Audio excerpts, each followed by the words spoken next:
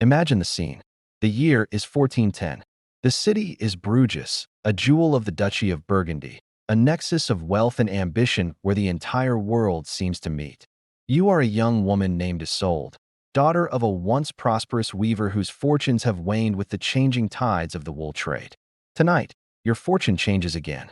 You stand in the master chamber of a grand stone house, a world away from the familiar clatter of your father's loom.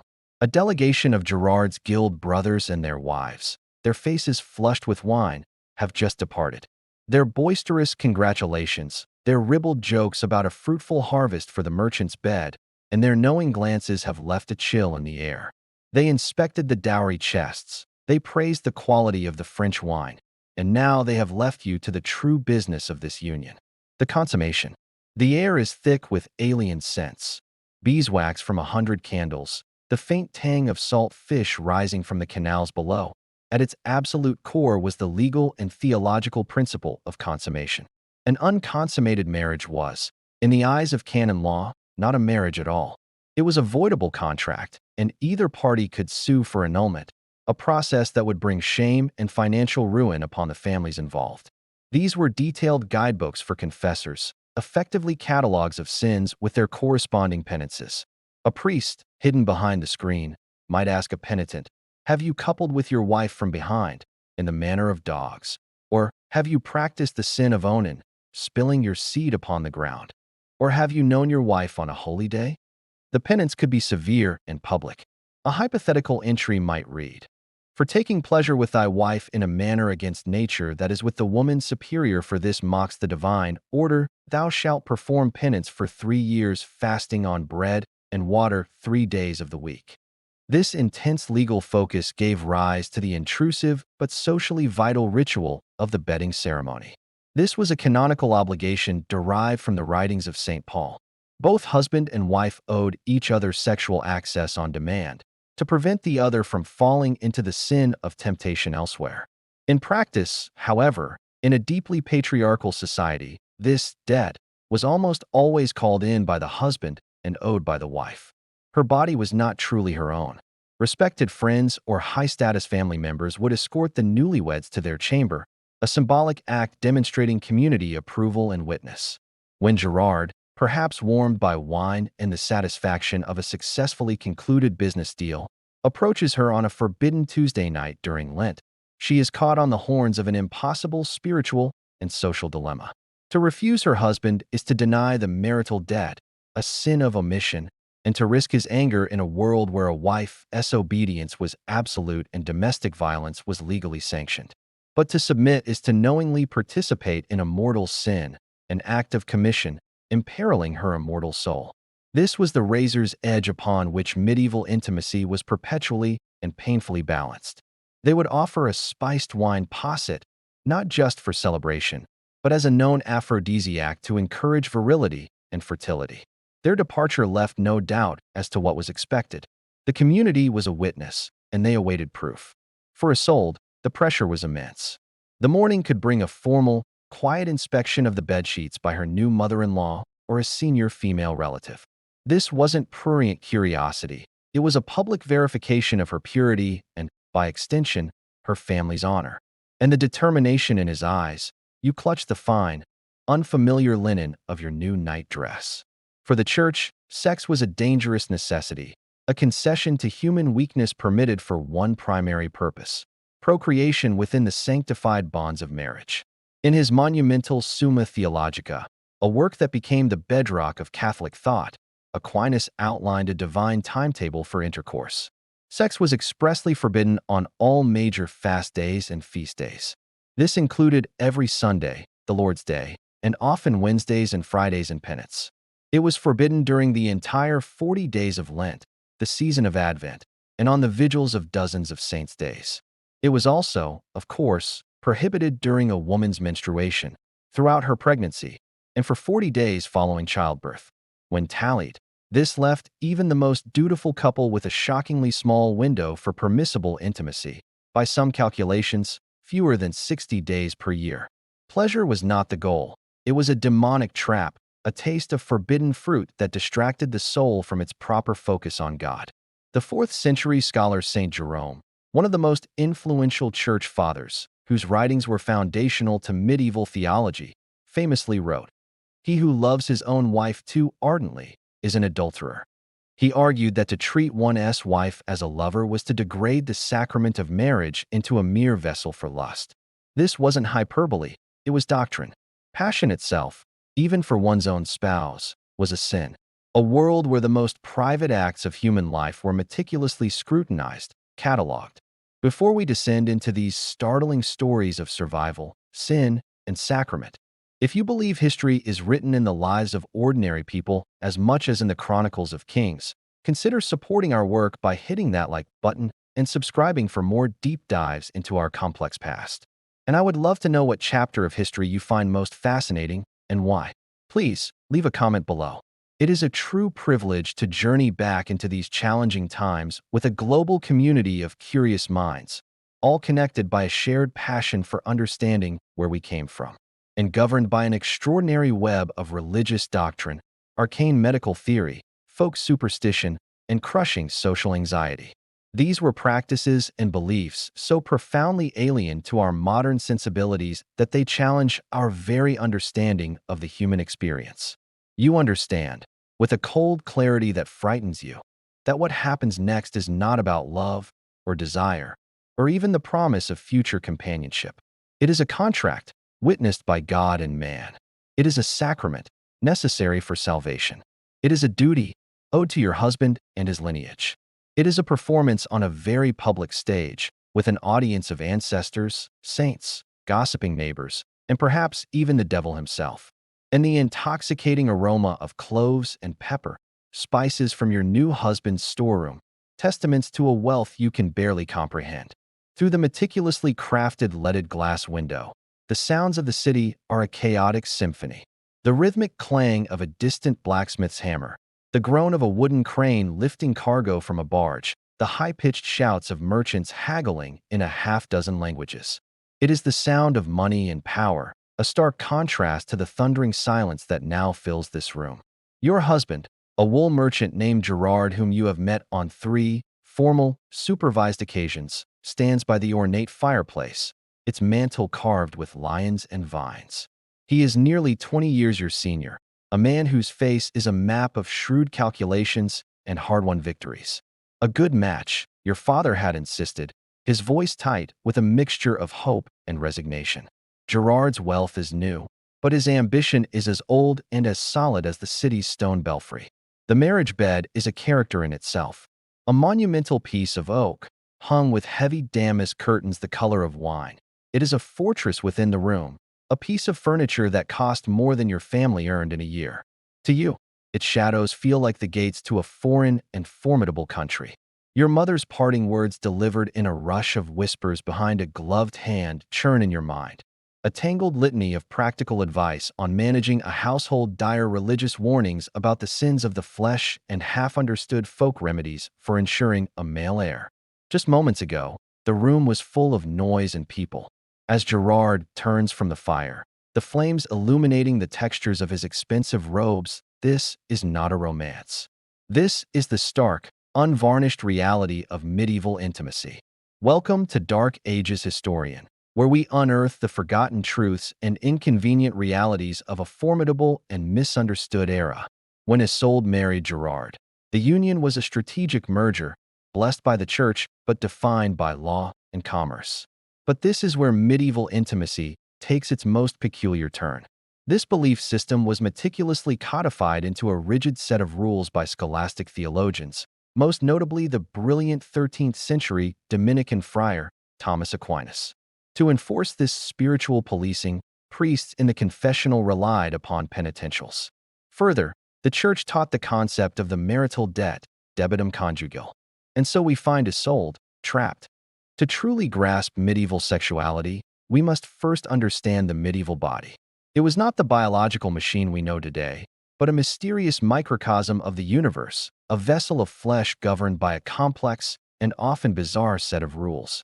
This heat made them active, strong, rational, and was the very engine of their perfection. Women, conversely, were defined by their lack of heat. They were cold and moist, which made them passive, emotional, and inherently imperfect. They thought the uterus was not a fixed organ, but a free-floating entity, like an animal living inside a woman's body. Influenced by the encyclopedic writings of the Roman naturalist Pliny the Elder, whose work was treated as gospel truth, medieval society believed menstrual blood was a virulent poison. In an age without knowledge of germ theory, without antibiotics, sterile instruments, or safe surgical intervention, the marital bedchamber frequently became a death chamber. When a woman went into labor, the men of the house, including her husband, were sent away. The birthing chamber was taken over by the midwife and a select group of experienced female neighbors and relatives, a supportive community known as the gossips. The midwife was a figure of immense importance and, often, deep suspicion. Dressed in fine clothes, the new mother would proceed to the church, often carrying a candle, where she would be met at the door by the priest. He would then perform a ritual of purification, sprinkling her with holy water and reciting psalms of thanksgiving, officially welcoming her back into the Christian community. It was both a celebration of her survival and a stark, public reminder that her body was considered inherently tainted by the very act of creating life. It was not primarily understood as a crime against the woman's bodily autonomy and dignity, but as a property crime against the man who owned her, her father, or her husband. This was a broad, ill-defined term that served as a catch-all for any non-procreative sexual act, including oral sex, masturbation, and bestiality. Prostitution was officially condemned by the church as a mortal sin, but secular authorities, from city councils to kings, saw it as a necessary evil. They subscribed to the sewer theory of society. Just as a palace needs a sewer to carry away filth and keep the main building clean, a man's inability to perform his marital duty was not a private medical issue. It was a public humiliation, a deep source of shame that could undermine his authority, destroy his reputation, and legally nullify his marriage. This intense anxiety surrounding male performance fueled a thriving belief in sexual magic and led to one of the most bizarre legal proceedings of the era, the impotence trial. So a city needs brothels to channel the filth of male lust away from honorable women, the wives and daughters of the citizenry. But its primary and most explosive association was with same-sex relations. In the early Middle Ages, attitudes were sometimes more tolerant, but by the 13th century, a hardening of theological doctrine famously articulated by Aquinas declared sodomy the gravest of all sexual sins because it was the most unnatural, a direct affront to God's creative purpose. It was often conflated with heresy, the ultimate rebellion against God's order, and usury, the unnatural breeding of money from money. The punishment was severe, often burning at the stake, as fire was believed to be a purifying element that could cleanse such a profound stain on the community. The punishment varied wildly depending on social status, a concept that shocks our modern sense of justice. A nobleman who assaulted a peasant girl might pay a small fine, an amount often equivalent to the value of a prize pig or a cow. Prostitutes were often required to wear distinctive clothing, a yellow sash, a striped hood, to mark them as separate from respectable society. They were a tolerated, taxed, and perpetually shamed class, absorbing the sins of the community to protect its perceived purity. In a final twist of hypocrisy, these brothels were sometimes owned and operated by the city corporation, a wealthy nobleman, or even the local bishopric, who would grow rich from the profits of the very sin they so vehemently condemned from the pulpit. The crime was the damage to another man's property, but a peasant who dared to assault a noble woman faced the full, horrifying force of the law: public torture, castration, and execution. The crime, in this case, was an assault on the social order itself. She held the power of life and death in her hands, relying on generations of passed down, unwritten knowledge. She knew which herbs could ease pain or strengthen contractions. The legal systems of the time, a complex patchwork of Roman law, Germanic custom, and ecclesiastical canon, reflected these anxieties with brutal clarity. She knew how to manually turn a breech baby, a highly risky procedure. She knew how to cut the cord and swaddle the newborn. An unfaithful wife committed a catastrophic crime because she threatened the certainty of the bloodline, the very foundation of property, inheritance, and social stability. Many medieval law codes, particularly those derived from older Germanic traditions, explicitly granted a husband the right to kill his wife and her lover if he caught them in flagrante delicto. This was not murder. It was a legally sanctioned act of restoring honor. Men, however, faced few if any legal penalties for their own infidelity, especially with unmarried women, servants, or prostitutes. It was often seen as an expected, if regrettable, part of male nature. But if things went wrong, if the baby was stillborn or the mother began to hemorrhage, she was an easy scapegoat for accusations of incompetence, or far worse, of witchcraft. Many a midwife ended her life at the stake, accused of having used her knowledge to harm rather than help. It is estimated that as many as 1 in 3 women died from complications related to childbirth during their lifetime, a staggering rate of maternal mortality. All windows, doors, and even keyholes were sealed to keep out evil spirits, demons, or malevolent drafts of air that could harm the mother or child. Religious relics, like a saint's bone or a fragment of the true cross, might be borrowed from the local church and placed on the laboring woman's belly. She might be given a birthing girdle, a long scroll of parchment or cloth inscribed with prayers and magical symbols, to wear. If the labor was long and difficult, the local priest might be called to stand outside the closed door and pray, but he would not enter the female space within. Every single pregnancy was a gamble with death. Postpartum infection, what was known as childbed fever, was a common and often fatal killer. The new mother would enter a period of ritual confinement known as lying in, typically for 40 days. During this time, she would rest and, in theory, regain her strength, attended by her female kin. This period was not just for physical recovery. It was also a time of ritual impurity. A menstruating woman could, with a mere glance, blight a farmer's crops, turn new wine sour, rust iron, blunt knives, and cause dogs to go mad. She was ritually unclean, a concept borrowed from Levitical law. She was often barred from entering a church, forbidden from preparing food, and could not touch sacred relics for fear of contaminating them. The church framed this as God's eternal curse on all women for the sin of Eve, a bloody, monthly reminder of female inferiority and inherent shame. If it became dry or unhappy from a lack of intercourse or from humoral imbalance, it could detach and travel upwards, pressing on the heart and lungs. This was the supposed cause of hysteria, a terrifying condition whose symptoms included shortness of breath, fainting spells, seizures, and wild emotional swings. The prescribed treatments were just as strange. A physician might burn pleasant-smelling incense like lavender near the vagina to lure the womb back down into its proper place, while simultaneously having the woman sniff foul substances like burnt hair or ammonia to drive it away from her head and chest. Their reproductive organs were believed to be merely colder, inverted, and less developed versions of male genitalia. The womb was an internal scrotum, the vagina, a penis turned inside out.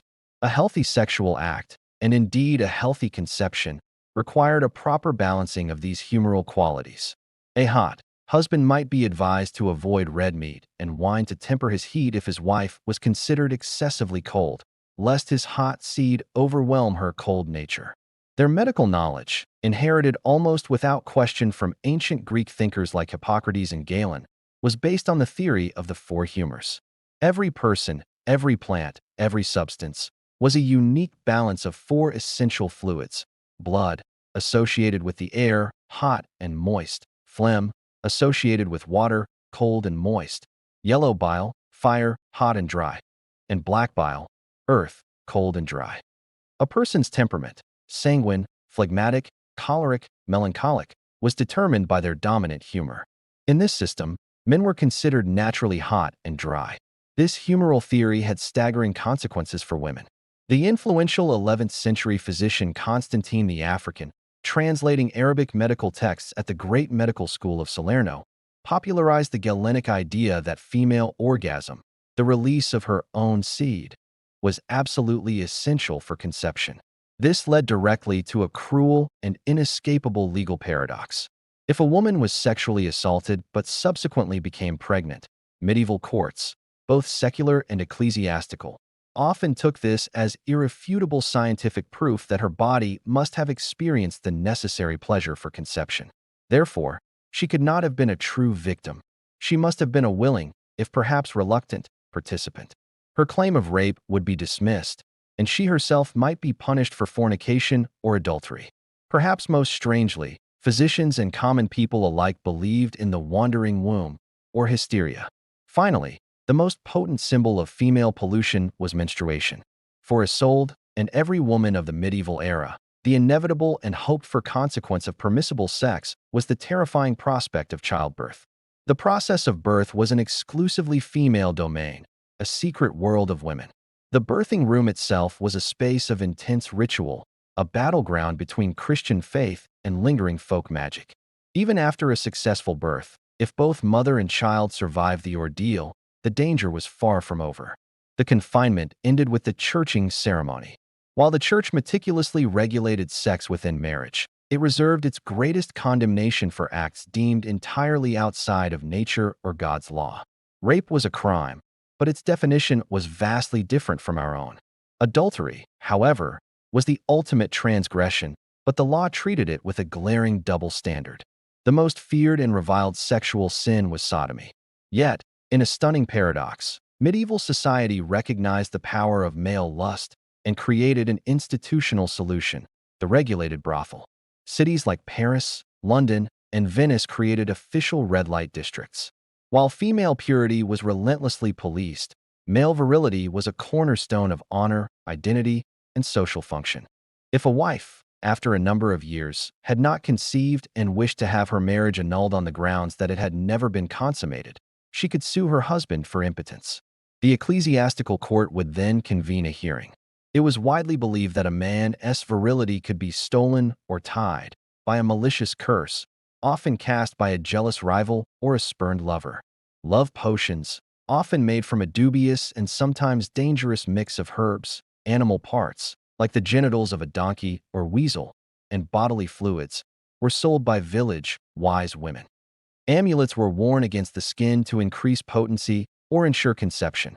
Beneath the rigid structures of doctrine and law, there existed a vibrant and complex countercurrent of love, desire, sophisticated romance, and body humor. The human heart, then as now, sought connection. At the other end of the literary spectrum were the fabliaux. The most famous example is the tragic 12th century romance between the brilliant philosopher Peter Abelard and his gifted student, Heloise. Their secret affair, a child born out of wedlock, and the brutal punishment of Abelard's castration by Heloise's enraged uncle is a story of immense suffering.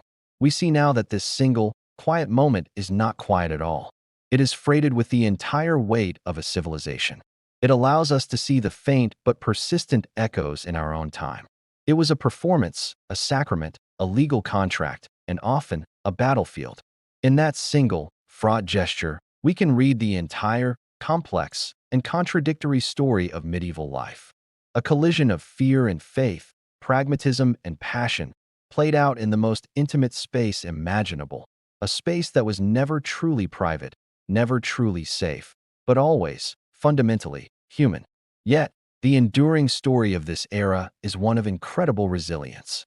In secret letters, in bawdy folk songs, in the risky use of herbal knowledge, and in the simple, defiant act of finding moments of genuine affection and tenderness amidst a world of duty, medieval people asserted their humanity. Their struggles are a powerful reminder that the human desire for love, pleasure, and connection is a force of nature, too powerful to be entirely contained by any doctrine, any law, or any era. Debates over the body, pleasure, consent, and reproduction are not new.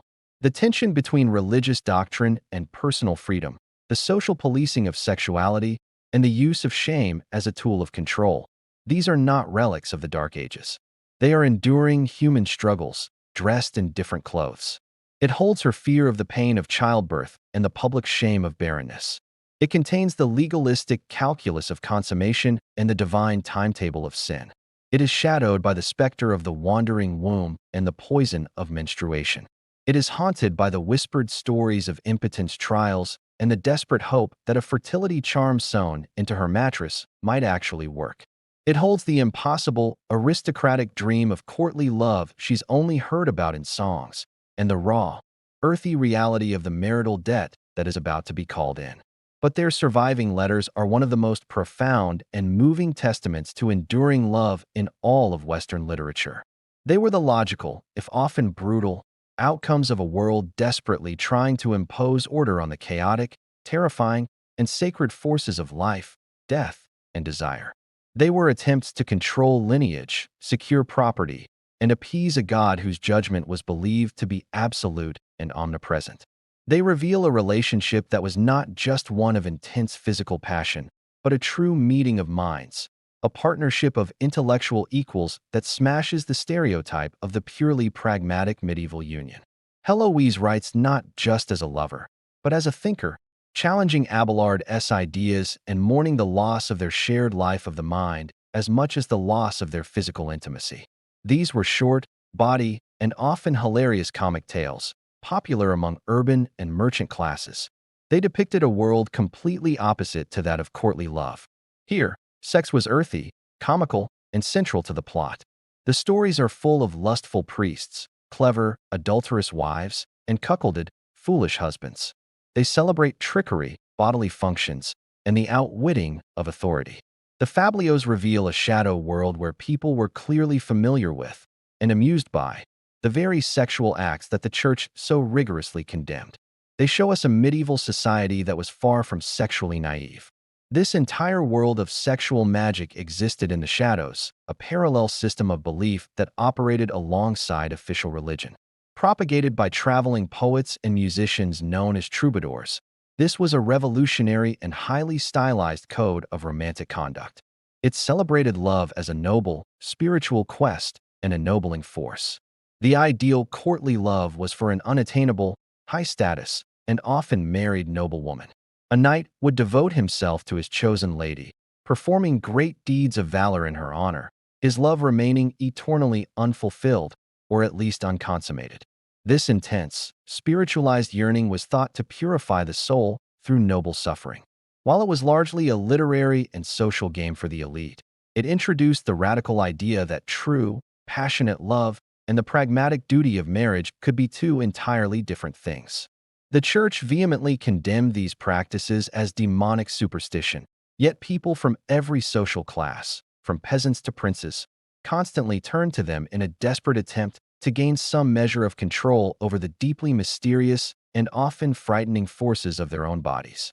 The most common form of this magical attack was the ligatura, or magical knot.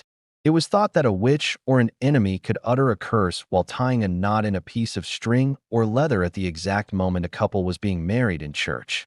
As long as that knot remained tied, the husband would be unable to perform his marital duties. The desperation to find and undo these knots became the subject of folklore and frantic searches. This often involved a deeply intrusive physical examination of the husband by a panel of midwives or physicians who would search for any physical defect. In some extreme cases, particularly in France, the court could order a trial by ordeal known as the congressus superior. The husband was required to attempt intercourse with his wife in front of court-appointed witnesses to prove his capability.